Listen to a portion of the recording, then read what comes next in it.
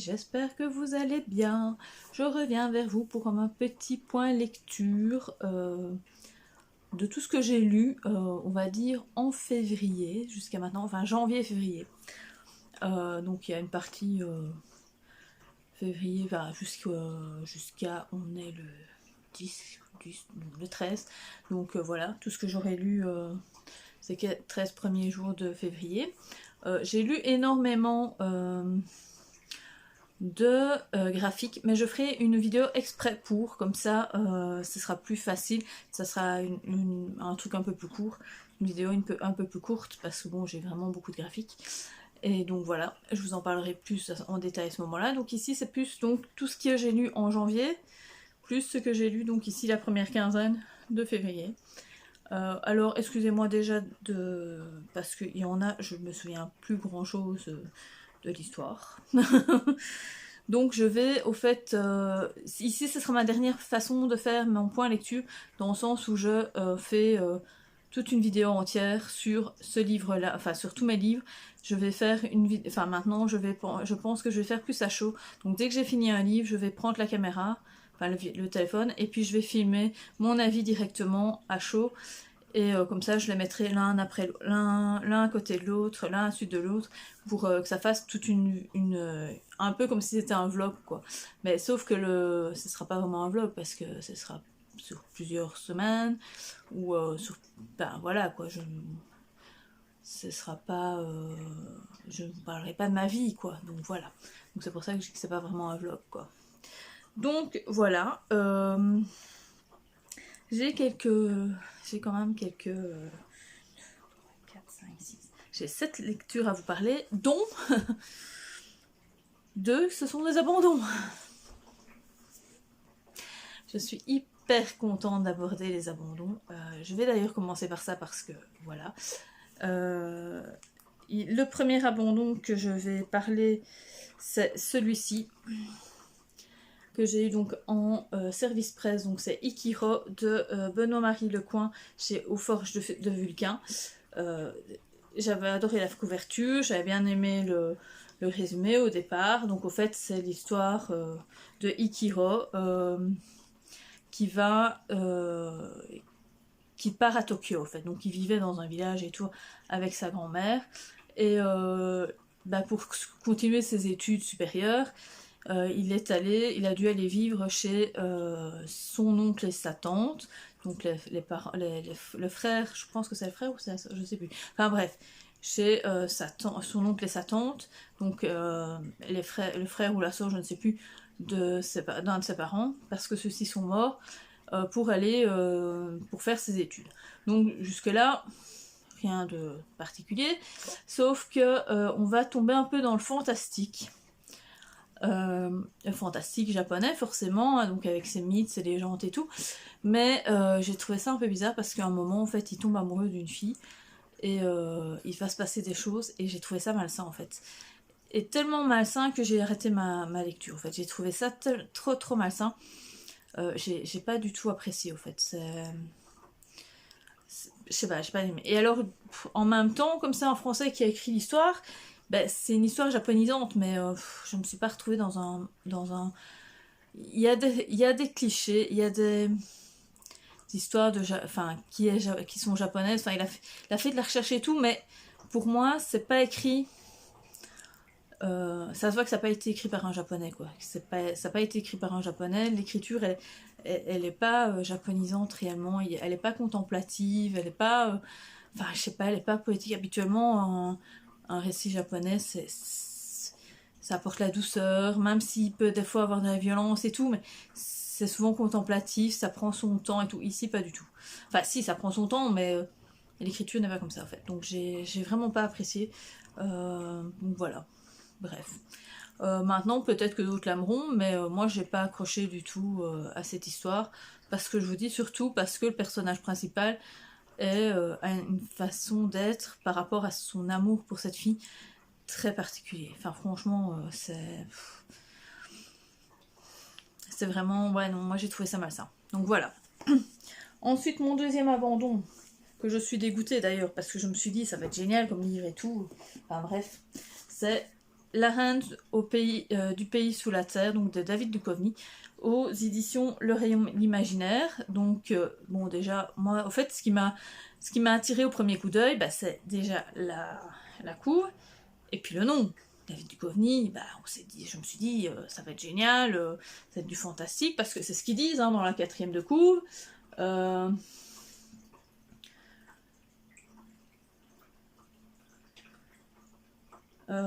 Je sais plus ce qu'ils mettent, je sais plus où ils mettent ça.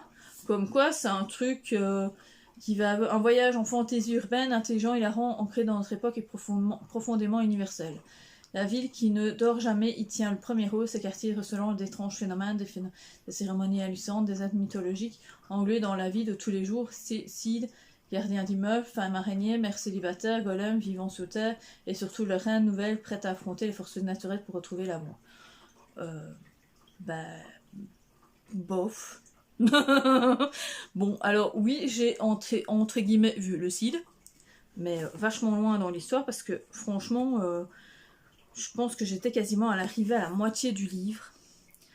Je me suis accrochée, hein, parce que, voilà, je me suis dit, ça va être un truc génial, très fantastique et tout, et... ah bah non, en fait, enfin, pour moi, personnellement, j'ai pas trouvé ça fantastique. Alors oui, il y a une touche de fantastique, mais elle vient loin dans l'histoire, quoi. Au départ, c'est une histoire banale, quoi.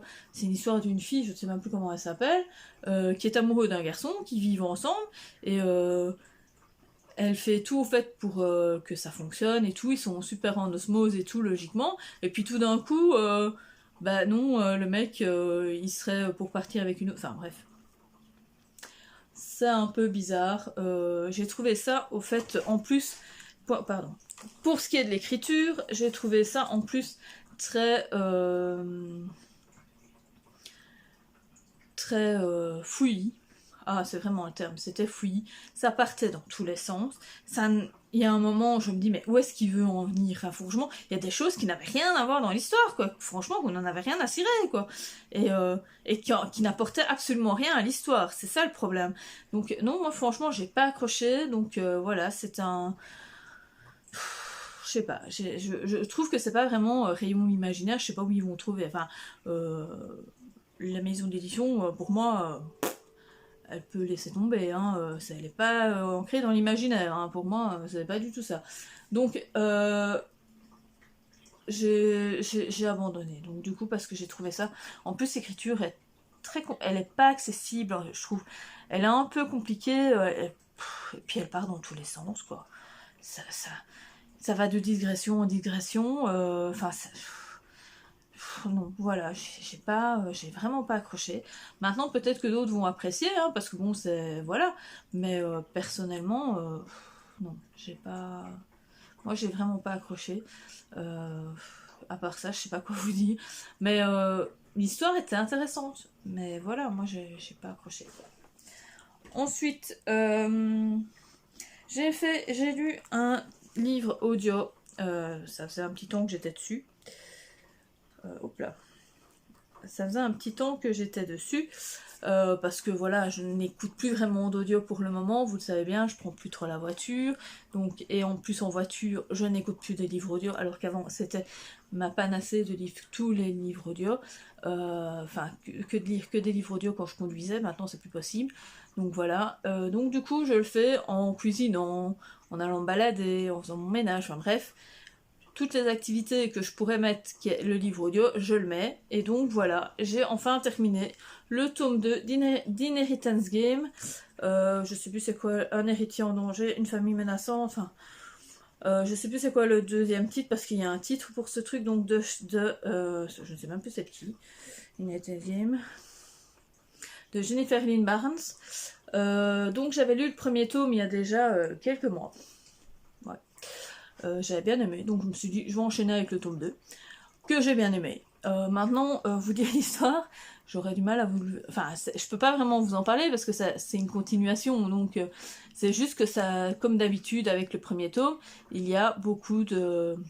C'est un jeu de pistes au fait, je ne sais même plus comment elle s'appelle la fille. La fille qui a hérité, elle va découvrir plein de choses sur sa vie et tout.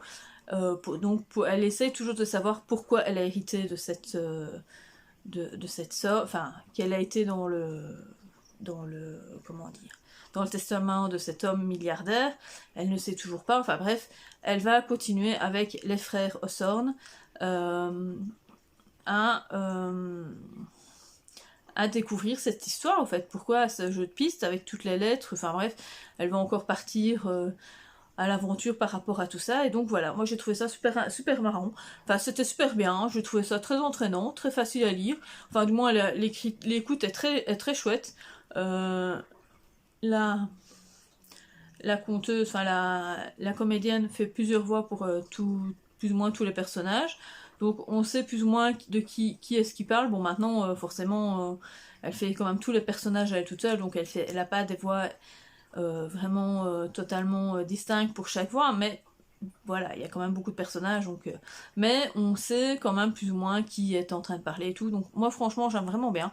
Je recommande totalement cette saga. Elle est young adulte forcément, mais elle est contemporaine, et puis elle change quoi, ça change complètement de ce qu'on connaît en temps normal, et puis bah, ça fait rire, vous savez jamais que quelqu'un de milliardaire nous disent oh ben, vous devez rester 1 an dans la maison et vous hériterez de tout mon argent et tout. Enfin, c'est assez marrant quoi. Enfin bref. Donc voilà, celui-là est à lire. Franchement, est hyper intéressant. Ensuite, j'ai lu un autre livre que c'est pas que j'ai abandonné, mais que je n'ai pas accroché du tout. C'est Noir comme l'orage de Sonja des ongles chez Fleuve Noir, que j'ai lu aussi via NetGalley, donc je remercie ainsi que Fleuve Noir, mais moi ça m'a pas été. Donc l'histoire du départ, c'est le pitch de départ, c'est la découverte sur 3 îles de 7 cadavres, je crois. 6 ou 7 cadavres donc, qui ont été foudroyés. Donc ils ont été emballés avec de l'aluminium et tout, enfin papier alu et tout, et avec il y avait un poteau de je ne sais plus quoi, d'acier, enfin en acier quoi, un truc en style en fer qui attire les orages, et donc ils ont été complètement foudroyés par une nuit d'orage, et bah, du coup on retrouve cette enquête. Alors déjà, je me suis dit, je m'étais foudroyée, bon allez, on va quand même regarder ce que ça va donner. Mais bon, moi je trouve déjà un peu bizarre, parce que comment peut-on prévoir qu'il va y avoir des orages à cet endroit-là, quoi? Franchement, personne ne peut prévoir ça. Même les météorologues, ils savent pas prévoir ça. Ils savent qu'il peut y en avoir à certains endroits, mais dire exactement qu'il va tomber à tel endroit, enfin je sais pas quoi.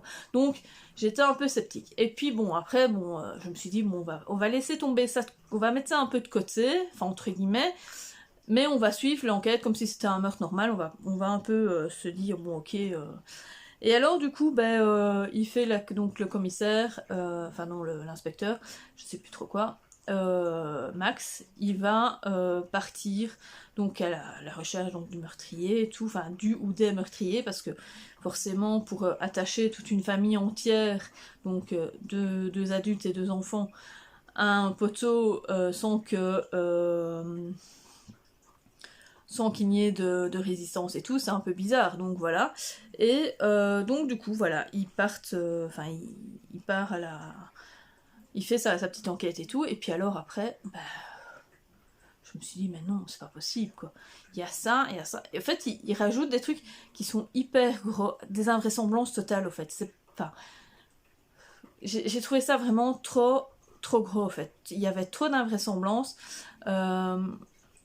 Et puis, il n'y a rien à faire. J'ai pas accroché au personnage de Max. Je peux pas vous dire pourquoi, parce que voilà, ça pourrait gêner certaines personnes, au fait, réellement. Moi, c'est pas que ça m'a gêné, mais j'ai pas eu d'empathie, au fait, pour lui.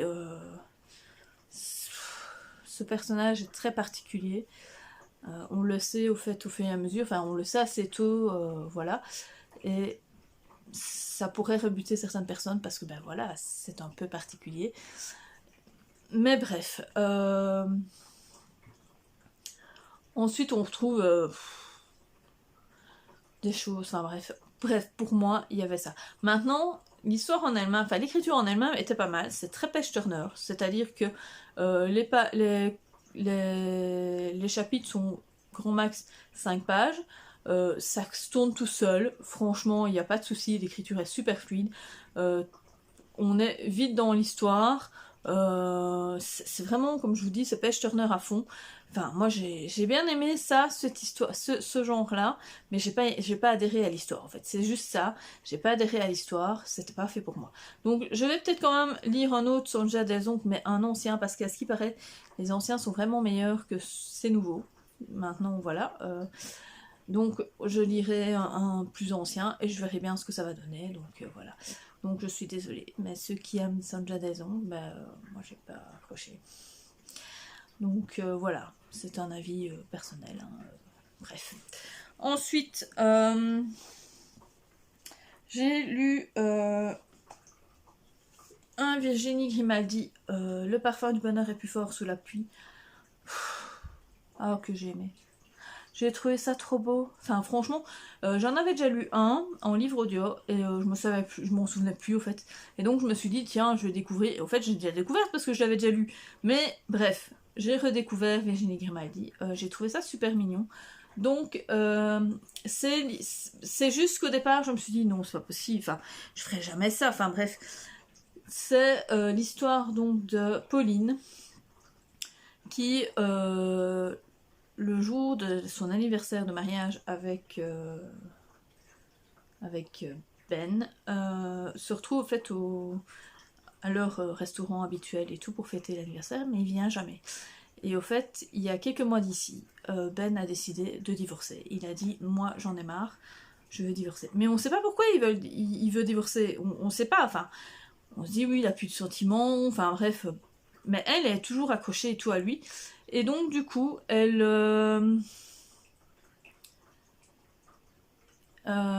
et donc comment dire, elle va lui écrire au fait des lettres pendant X mois, non, plusieurs semaines, tous les jours, enfin assez régulièrement pour se rappeler de ses bons souvenirs et tout et tout. Et puis il va se passer une chose qu'on va savoir au fur et à mesure, qui fait qu'on sait pourquoi ils se sont séparés, enfin que le mari a voulu partir, donc que Ben a voulu partir. Et c'était d'une tristesse. Dans un sens, c'était d'une tristesse, mais enfin bref. Moi j'ai vraiment bien aimé, j'ai accroché, donc du coup je vais en relire plusieurs. Je n'en ai pas d'autres sous la main, mais bon, j'en vais en avoir, il y en a plein dans les bibliothèques, donc je lirai ceux qui sont à la bibliothèque. Et puis voilà, ce sera une des bonnes lectures et tout. Mais je vous conseille fortement Virginie Grimaldi. Je savais pas que... Maintenant je comprends pourquoi... elle est une des numéros 1 en vente de livres parce que franchement c'est super beau, enfin c'est très poétique, c'est très sentimental, donc forcément ça plaît aux femmes, l'écriture est très fluide, on a envie que ça en fait, de savoir exactement ce qui va se passer. Franchement c'est très bien, c'est une bonne tranche de vie, on en apprend énormément sur les personnages, c'est très recherché. Enfin, franchement, moi j'ai vraiment bien aimé. Je recommande forcément. Franchement, Virginie Grimaldi, elle est vraiment bien, quoi, dans son style. Mais bon, maintenant il faut avoir un peu des fois le cœur bien accroché parce que c'est pas comme.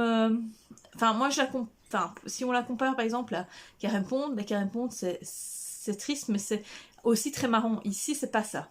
Il n'y a pas ces petits côtés marrants. Enfin, il y a des fois, mais c'est plus en sentimentalisme que Karen Pond, ça va être quand même dans la joie, la bonne humeur. Il va y avoir des franches rigolades, enfin, voilà quoi. Ici, non. C'est vraiment sentimental et voilà. Donc, il faut vraiment...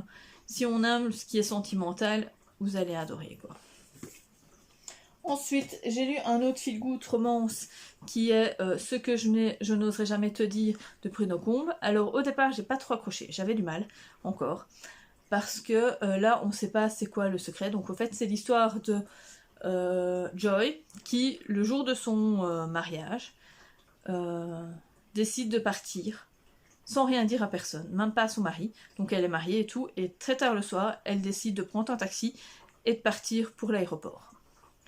Mais on sait même pas pourquoi, enfin au départ, on sait même pas pourquoi elle part, on sait pas pourquoi elle part, et on sait pas où elle va. Donc il a fallu vraiment beaucoup de temps, facile la moitié du livre, pour qu'on sache qu'elle allait à tel endroit. Donc ici, entre guillemets, voilà, elle le dit quand même qu'elle a vécu au Brésil, et donc que ses parents sont au Brésil, et qu'elle voudrait les rejoindre parce qu'il y a eu quelque chose avec son frère et tout. Et donc du coup, elle a un secret par rapport à ça. Et elle va, la nuit donc de son mariage, prendre un avion pour retourner au Brésil et régler tous ses problèmes d'avant. Mais on ne sait pas ce que c'est son problème, on le sait vraiment très tard. Et donc du coup, le pauvre Guillaume, lui, il comprend pas. Il lui faut déjà une semaine pour qu'il comprenne qu'au fait, elle a disparu, mais que c'était de sa volonté, que c'était pas une disparition, un enlèvement et tout, elle était partie au Brésil, mais il ne sait pas pourquoi. Enfin bref, elle ne veut rien dire, et ensuite on apprend pourquoi. Je m'attendais à un truc de ce style, donc j'ai pas été,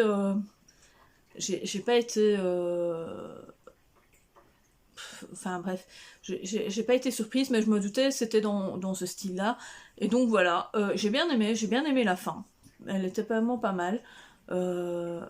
Et alors la deuxième partie, donc du moment où il sait que elle est partie là-bas, ça va beaucoup plus vite.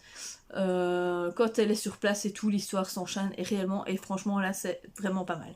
Donc c'est à découvrir. Si vous ne connaissez pas Bruno Comte, je vais y arriver. Franchement, foncez, c'était pas mal. Alors c'est peut-être, à ce qui paraît, c'est pas le meilleur de toute sa bibliographie, mais bon. Moi j'ai bien aimé, j'en ai encore un ou deux donc dans ma palle, donc je vais les lire et je verrai bien, je comparerai si les autres sont mieux ou pas. Donc voilà. C'était chez J'ai lu, bien sûr. Ensuite, le dernier que j'ai lu, c'est Le chat du bibliothécaire, le tome 2, Inventaire fatal de Miranda Jones. On va partir, donc ici, le meurtre, parce que forcément il y a un meurtre, se passe aussi assez tard. Il y a vraiment un placement des personnages et tout, de l'intrigue comme d'habitude. C'est assez lent, mais c'est lent sans être lent parce que le chat est omniprésent dans l'histoire, comme si c'était un personnage réel. Enfin, comme si c'était un personnage qui parlait, c'est ça que je veux, dans ce sens-là que je veux dire. Et donc, du coup, c'est très mignon, c'est très marrant, il se passe des trucs cocasses et tout, donc j'ai vraiment bien apprécié. Donc, le pitch de départ, c'est donc, je sais plus encore comment, Charlie, donc, qui est bibliothécaire, dans ses heures perdues, et donc du coup il est à la bibliothèque, il rencontre monsieur de Lacorte, qui lui demande au fait un service, et ce service est rémunéré et tout, et c'est de refaire l'inventaire de sa bibliothèque de livres rares. Mais quand je dis livres rares, c'est réellement des livres rares, hein. C'est des premières éditions de, par exemple, Jane Austen, ou trucs comme ça, avec signature, autographe de l'auteur, enfin bref, c'est des trucs qui valent maintenant des milliers d'euros, et qui sont très recherchés, quoi. Donc voilà, et ce monsieur, forcément, va mourir, on ne sait pas comment, quoi, qu'est-ce, comment, enfin bref.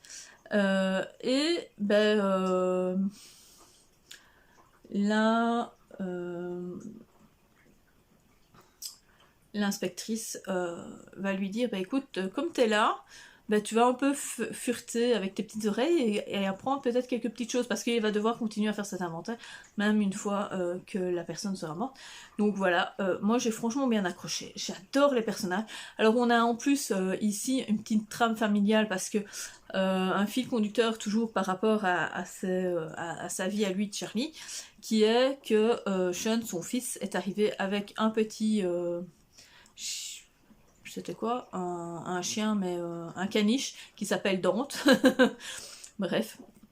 Et lui aussi, en fait, fait partie des personnages, parce que même lui, entre guillemets, il parle et tout, enfin, c'est assez marrant. J'aime vraiment bien cette interaction avec les animaux, je trouve ça génial, donc bref, c'était vraiment pas mal. Oh, j'ai mon nez qui me saute, désolée. Donc voilà, c'est encore une fois une belle pépite. Enfin, franchement, j'ai même mieux apprécié celui-ci que le premier. J'ai trouvé plus intéressant, plus divertissant. Franchement, je l'ai lu quasi en une traite. Franchement, on le lisait en lecture commune avec les morphales de lecture. Et bah, j'ai pas su attendre. Je crois que j'ai attendu 2 jours pour les 2 premiers jours, j'ai lu mes parties, puis le 3e jour, j'ai continué entièrement, quoi, j'ai terminé, quoi. Parce que j'avais trop envie de savoir la fin, j'avais trop envie de savoir ce qui se passerait, enfin, qui avait tué qui, et tout, enfin, bref, qui avait tué le truc, et voilà, quoi. Enfin, franchement, c'est à lire, c'est à découvrir, c'est vraiment génial. Si vous aimez en plus les chats et tout, les animaux, franchement, vous allez rigoler parce que... le Maine Coon, il est trop marrant, quoi. Je sais même plus comment il s'appelle, le Maine Coon. J'oublie. Oh, c'est dingue, ça. Je ne sais plus. J'ai oublié. Enfin bref, c'est à découvrir. Je lirai la suite, vu qu'il est à la bibliothèque, donc dans quelques mois, à mon avis, j'irai le tome 3. Sans problème. Donc voilà, j'ai terminé avec ce point lecture. Il n'est pas très long, non, il fait que 30 minutes, même pas. Je voulais aussi vous remercier de toujours me suivre, même si des fois je suis un peu... pas toujours régulière. Enfin là, j'essaye de faire deux vidéos par semaine, mais bon, c'est pas toujours évident. Et je remercie aussi les nouveaux abonnés qui sont arrivés sur la chaîne. Il y en a pas 25 000, hein, mais bon, voilà, il y a eu quelques abonnés qui sont venus. Genre, je suis tout à fait contente parce que bah, j'aimerais bien que la chaîne grandisse un petit peu. Bon, je vais pas 3000 abonnés, hein. Enfin, je veux dire, je vais pas non plus... je sais que j'aurai jamais les 10 000 abonnés, la petite statue, non, ça je n'y crois pas du tout. Donc voilà, mais j'aimerais bien qu'elle vive un peu plus, et donc voilà. Donc n'oubliez pas de faire un petit commentaire, si vous avez lu ces livres ou pas, ou si vous intéresse, de mettre un petit pouce bleu pour dire que c'était bien, et on sait le mettre sur la télé, important.